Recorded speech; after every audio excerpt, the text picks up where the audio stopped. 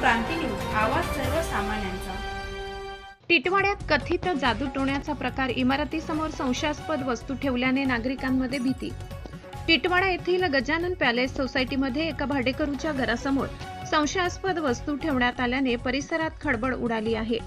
रविवारी 13 जुलै दुपारी सुमारे 12 वाजेच्या सुमारास अज्ञात व्यक्तीने घरासमोर कोहड्यामध्ये लिंबू, कोंबडीचा पाय व इतर वस्तू ठेवून तेथून पसार झाल्याची घटना घडली। या घटनेमुळे परिसरातील नागरिकांमध्ये भीतीचे वातावरण निर्माण झाले असून हा कथित जादूटोण्याचा प्रकार असल्याची चर्चा आहे। घटनेचे सीसीटीव्ही फुटेज उपलब्ध असून त्यामध्ये एक संशयित व्यक्ती दिसत आहे, मात्र चेहरा स्पष्ट नसल्याने त्याची ओळख अद्याप पटलेली नाही।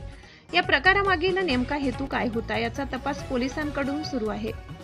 घटनेची माहिती मिळताच महाराष्ट्र नवनिर्माण सेनेने या प्रकरणाची गंभीर दखल घेत पोलीस ठाण्यात अधिकृत तक्रार दाखल केली।